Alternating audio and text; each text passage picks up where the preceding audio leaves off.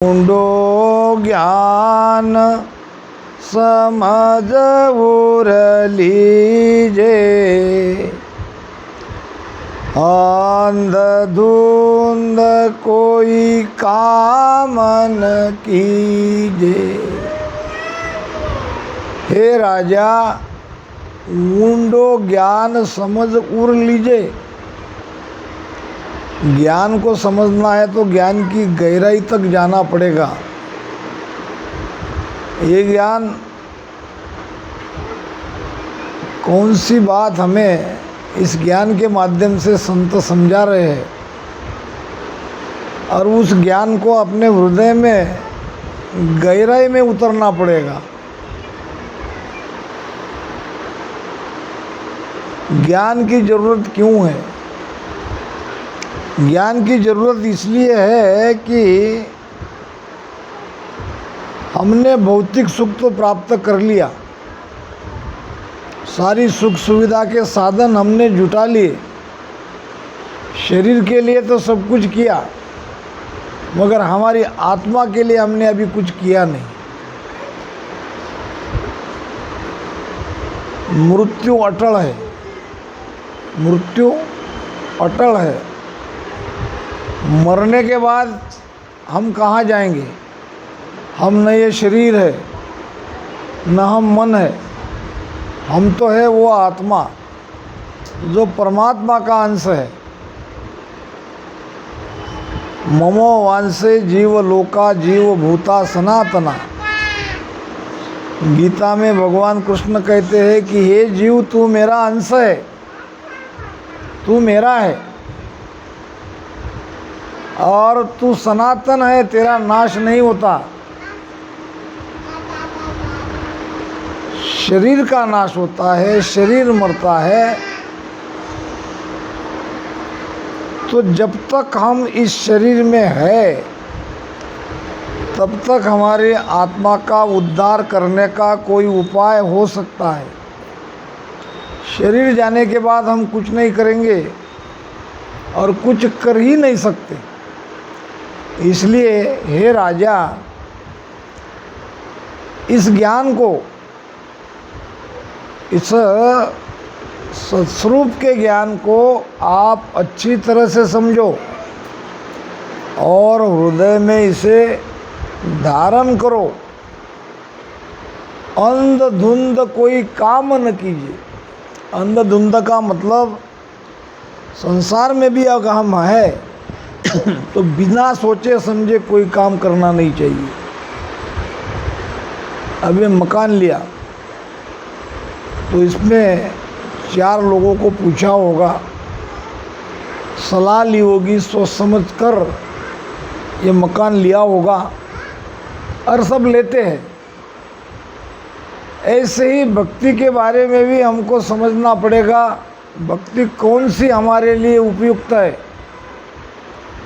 फल देने वाली माया की भक्ति है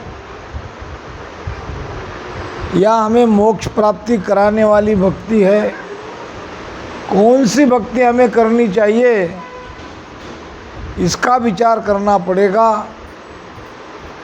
अंधधुंध कोई काम न कीजिए। भक्ति का काम तो बिल्कुल ही सावधानी से करना पड़ता है। संसार का काम चलेगा, कम ज़्यादा हो गया। संसार है कितने दिन का? 4 दिन का संसार है। हम आज है, कल नहीं। मगर ये जीवन जो हमें मिला है, 43,20,000 बरस के बाद मिला है, 4 युगों के बाद, 84 लाख योनि भुगतने के बाद। अभी अगर हमने विचार नहीं किया, विचार पूर्वक भक्ति का निर्णय नहीं लिया, तो हमें 84 में जब जाएंगे तब पछताना पड़ेगा। सत सबद की सोजी करिए, उला माय उलझ मत रहिए।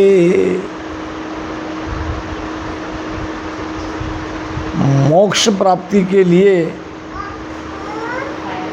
हम सद्गुरु के शरण में जाते हैं। सद्गुरु देते हैं हमें शब्द, और वो शब्द का हम रटन करते हैं। रटन करते करते सत शब्द घट में प्रगटता है। अब ये सत्शब्द हमारे घट में कैसे प्रगटे, इसका विचार करना पड़ेगा। सत्य शब्द की सोजी करिए, उसका विचार करो, उसका निर्णय करो, वो शब्द कैसे आएगा हमारे घट में। और उला माए उलद मत रहियो, सत्शब्द के अलावा बाकी शब्दों में उलझ के मत रहो।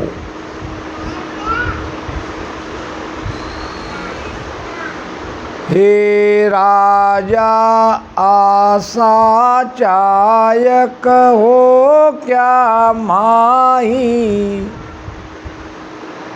ताका जेते भगति समाई। राजा चंदूलाल सगुन भक्ति करने वाला था। भगवान कृष्ण उसके इष्ट थे। अब राजा को महाराज पूछ रहे हैं कि हे राजा, भक्ति तो तुमने करी, क्या आशा लेके करी? भक्ति करके तुम क्या पाना चाहते हो? कहाँ जाना चाहते हो?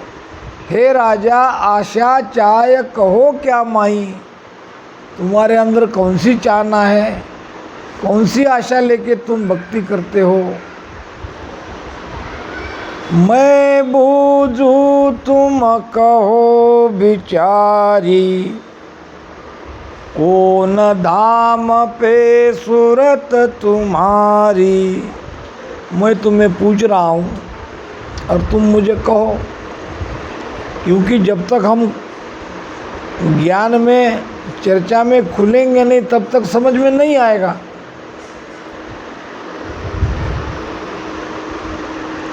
तो कौन धाम पे सूरत तुम्हारी, किस धाम में तुम जाना चाहते हो? तुम्हारा ध्यान तुम कहाँ लगाना चाहते हो? यानी किस परमात्मा की तुम भक्ति करना चाहते हो और उसे तुम पाना क्या चाहते हो? तुम्हें क्या चाहिए जिसके कारण तुम भक्ति कर रहे हो? अब राजा कहते महाराज को इन दो प्रश्न के जवाब में, ओ स्वामी जी, विष्णु धाम पर सूरत हमारी, बहुत सुखा पर आशा धारी। क्या कह रहे राजा कि मुझे विष्णु लोक में जाना है, वैकुंठ में जाना है। भगवान विष्णु के वैकुंठ लोक में मुझे जाना है, उसके लिए मैंने भक्ति करी और मुझे बहुत सुख चाहिए। अभी जो मुझे मिल रहा है उससे कई गुना ज़्यादा मुझे सुख चाहिए। सुख के लिए भगवान विष्णु के देश में जाने के लिए मैंने भक्ति करी है। मुगत काज हम भगति करा, गर्भ काज हरि हृदय धरा। मुक्ति के लिए मुझे मुक्त होना है और मुक्त इस भक्ति में मैं हो जाऊंगा, ये आशा है। और मुझे दोबारा गर्भ में आना नहीं पड़े, इसलिए मैं भक्ति करता हूँ। इसलिए मैंने भगवान विष्णु को अपना इष्ट माना है। एक राजा था, राजा को हुआ एक बेटा। राजा की रानी थी भक्ति करने वाली। राजा की रानी को लगता था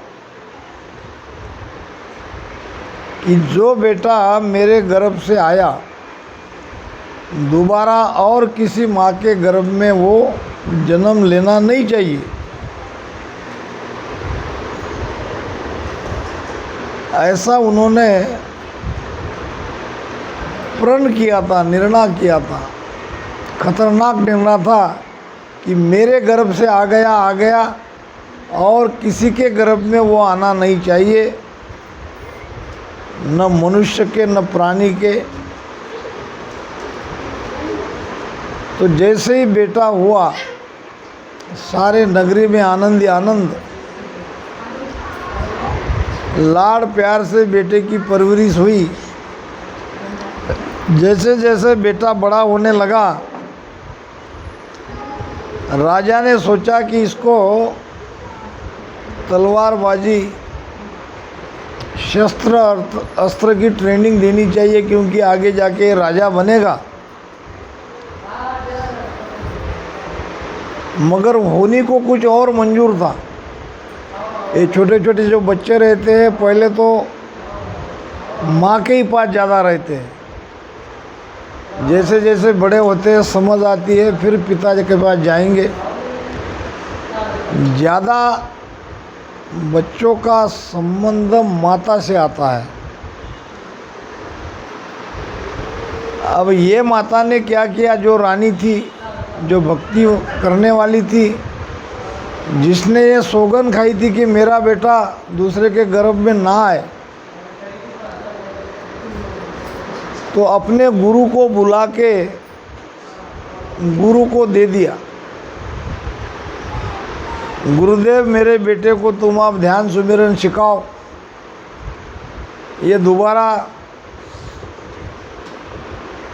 जन्म लेना नहीं चाहिए, इसका आवागमन मिटा दो और दोबारा किसी भी माँ के गर्भ में ये नहीं आना चाहिए। छोटे से बच्चे को गुरु ले गया आश्रम में और आश्रम में परवरिश होने लगी। धीरे धीरे धीरे वो साधु बन गया, बड़ा होके बहुत बड़ा संत बन गया।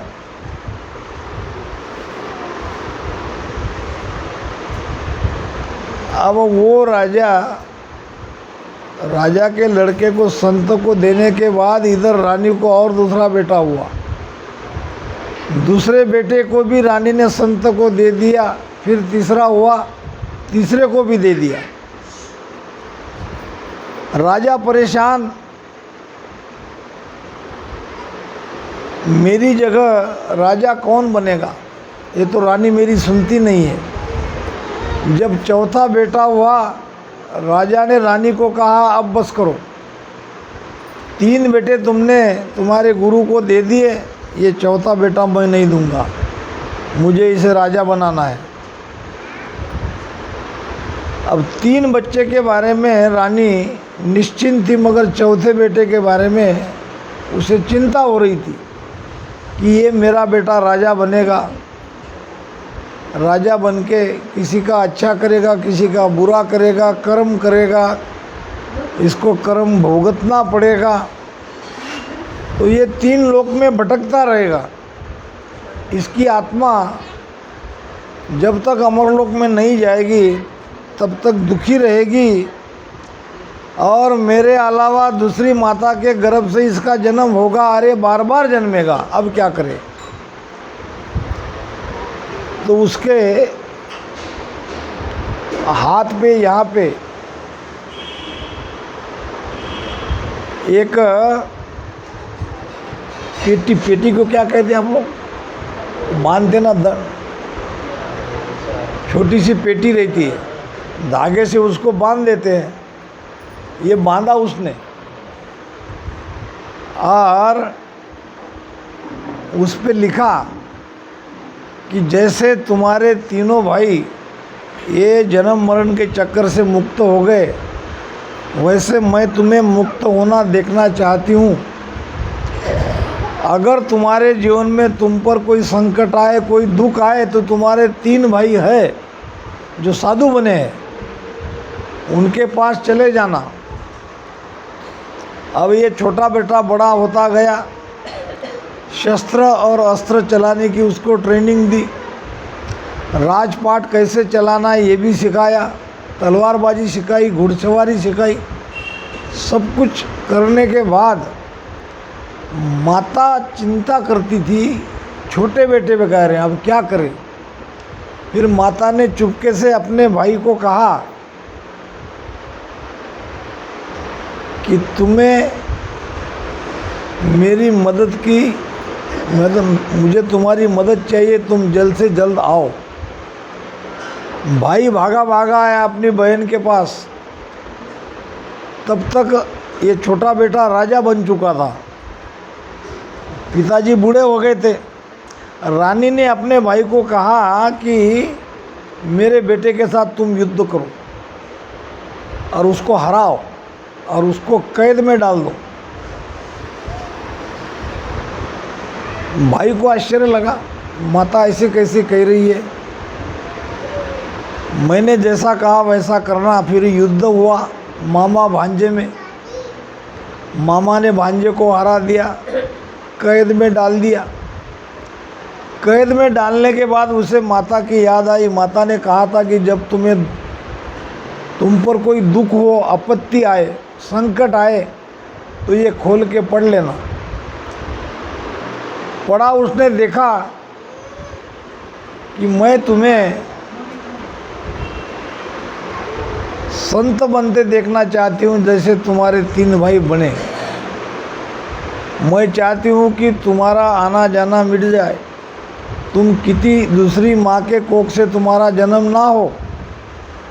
अब संकट बहुत बड़ा था, कैद में जाने के कारण माता ने जैसा कहा वैसा उसने अपने भाई की खोज करी, भाई के पास चला गया और वो भी भक्ति करने लगा। कहने का मतलब ये है कि माता ने अपने चारों बेटों को ये जन्म मरण के चक्कर से मुक्त कर दिया, क्योंकि उसे ज्ञान था, वो सत्संगी थी और सत्संग के बिना ज्ञान नहीं मिलता। तो राजा ने कहा कि मुझे तो बहुत सुख चाहिए, मैं भी गर्भ में नहीं आना चाहता हूँ और इसके लिए मैंने भक्ति करी है। तो महाराज कह रहे हैं, हे राजा सुख की लार दुख सुन होई, गर्भ मुक्त लग मिटे न कोई। सुख चाहिए तो सुख के पीछे दुख आएगा, सुख के पीछे, अभी दुख में हो चिंता मत करो, दुख के बाद सुख आएगा। अभी सुख आया है, सुख आने पर भी फूलो मत, सुख के बाद दुख आएगा। जीवन में सुख दुख आता जाता है, तो सुख दुख के परे है आनंद, जहाँ आनंद ही आनंद है। तो उस आनंद को खोजो, इस सुख की प्राप्ति के लिए उपाय मत करो। सुख तुम्हारे प्रारब्ध में जो है वो तुम्हें मिलेगा, और तुम्हारे पीछे तुमने जो कुछ भी किया वो तुम अब भुगत रहे हो। अब जो करोगे वो तुम आगे भुगतोगे।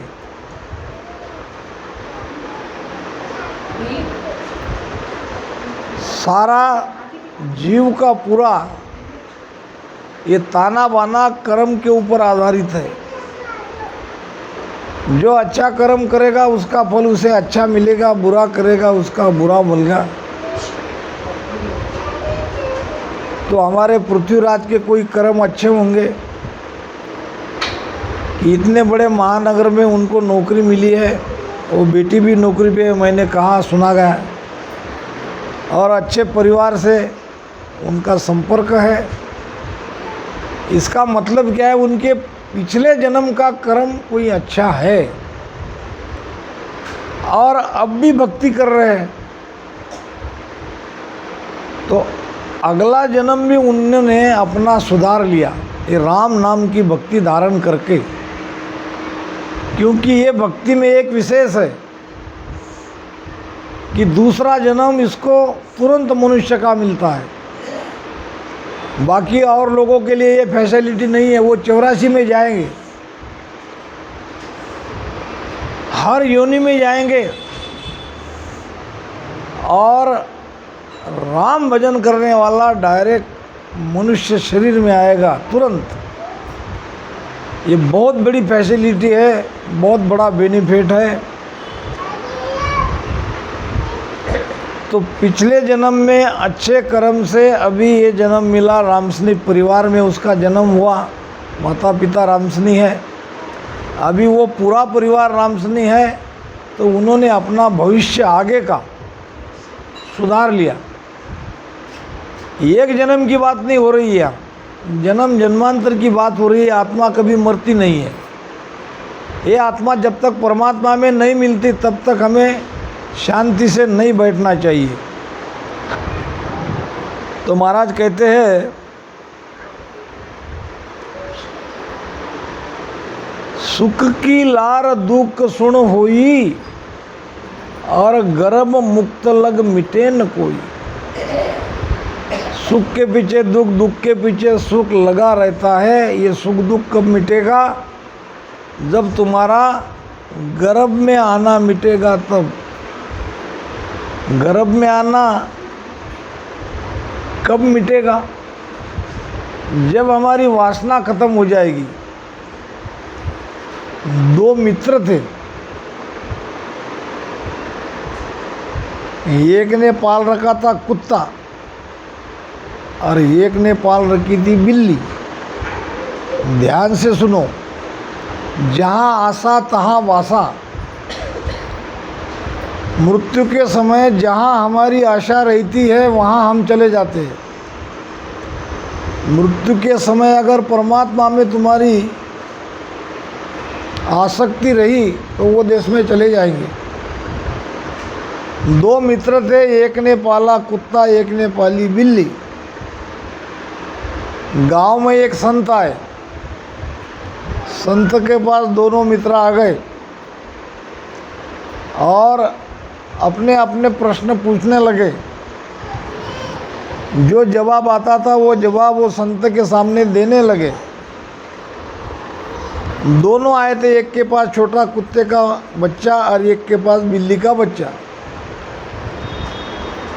जिसने कुत्ता पाल रखा था उसने कहा, महाराज संत को, ये जो मेरा मित्र है इसने बिल्ली पाल रखी है, इतना बिल्ली से लाड़ प्यार करता है कि मुझे लगता है कि ये अगले जन्म में बिल्ली की योनि में जाएगा। बताओ मैं सही कह रहा हूँ कि झूठ? संत ने उसकी बात सुन ली। फिर बिल्ली पालने वाले ने कहा, महाराज मेरा भी प्रश्न है। ये जो मेरा मित्र है इसने पाल रखा है कुत्ता, बच्चे जैसा लाड़ प्यार कुत्ते के बच्चे से करता है। मुझे लगता है कि ये अगला जन्म ये कुत्ते की योनि में जाएगा। बोलो आप क्या कहना चाहते हो? संत ने क्या कहा?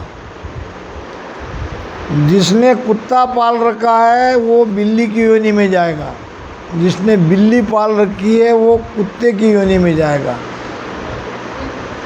दोनों मित्र कहने लगे, ऐसा कैसे?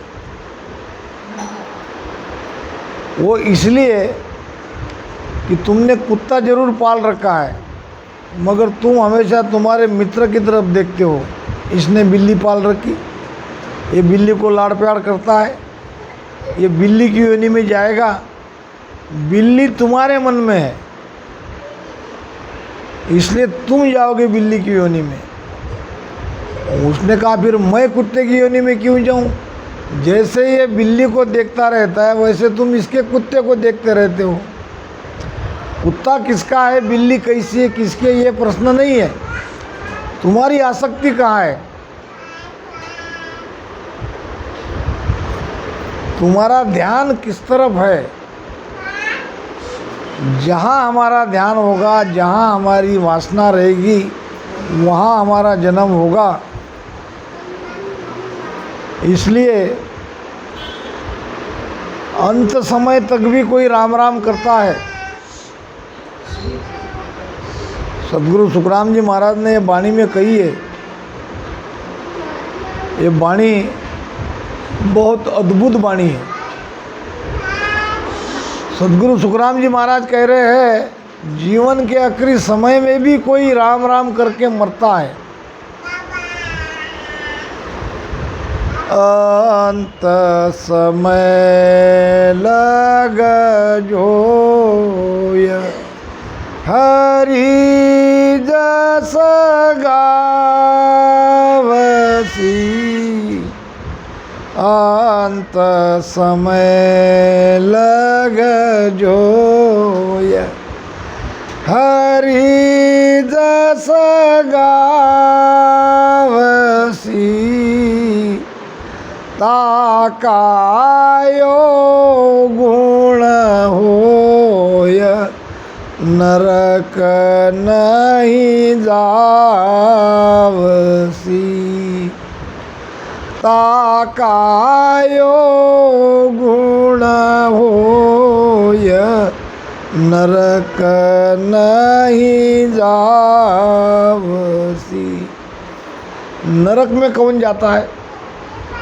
जो पाप करता है, जो अशुभ कर्म करता है, वो नरक में जाएगा अगले जन्म में। मगर जो पाप करता है, जो अशुभ कर्म करता है, वो अगर अंत समय तक राम राम ले लेता है, अपने मुख से निकल जाता है, तो राम राम के कारण उसकी नरक यातना मिट जाती है, मोक्ष नहीं होगा। जो अपने कर्म अनुसार नरक में जाने वाला था, वो नरक में नहीं जाएगा। कम से कम इतना तो कर लो। एक 80 वर्ष का बूढ़ा व्यक्ति था, जाति से सुनार था और सोने का दाम था 55 रुपये तोला। बहुत पुरानी बात है, जूनी, अभी तो लाख है। 55 रुपये तोला सोना था और वो सुनार ने जितना पैसा था उसके पास 55 रुपये तोले से मार्केट से सोना खरीद के तिजोरी में रख दिया। भाव बढ़ेगा, दाम बढ़ेगा तो निकाल देंगे, मुनाफा कमाएंगे। डबल टिबल सोने में मुनाफा मिलता ही है। भाग्य के चक्र फिर गए उल्टे। ये 55-60 का सोना 30-35 पे आ गया। पूरा साल निकल गया, भाव बढ़े नहीं। इतना सारा पैसा अटक गया। सोना खरीद के लिया, पैसा तो था, मगर अब भी अगर बेचने जाए तो घाटा हो रहा था। कुछ रिश्तेदारों से पैसा ब्याज पे लाया था और इधर सोने का भाव बढ़ नहीं रहा था। धीरे धीरे धीरे चिंता होने लगी और चिंता चिंता में बेड़ पकड़ लिया।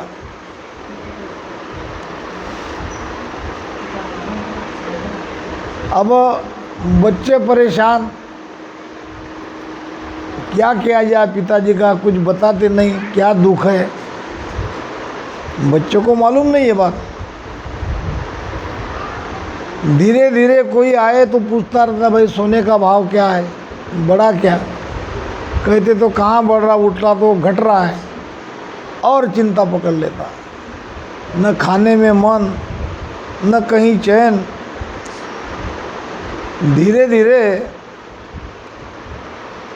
ऐसी स्थिति पर आ गया कि मृत्यु कभी भी हो जाए। बच्चों ने लाया डॉक्टर को बुला के। डॉक्टर ने वो चेक किया, फिर लगाया थर्मामीटर, थर्मामीटर लगाते ना, थर्मामीटर लगा, ऐसे मुंह में रखा और फिर उसको निकाला। डॉक्टर ने कहा 107 है। क्या कहा? टेम्परेचर। अब ये सुनार को लगा कि सोने का भाव 107 है। जोर से चिल्लाए, निकाल दो निकाल दो, मैंने 55 में खरीदा, मैंने 55 में खरीदा।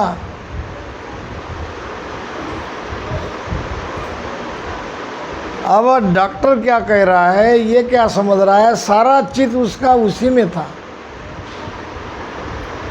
इतना सारा सोना खरीदने पर भी क्या वो सुखी हुआ?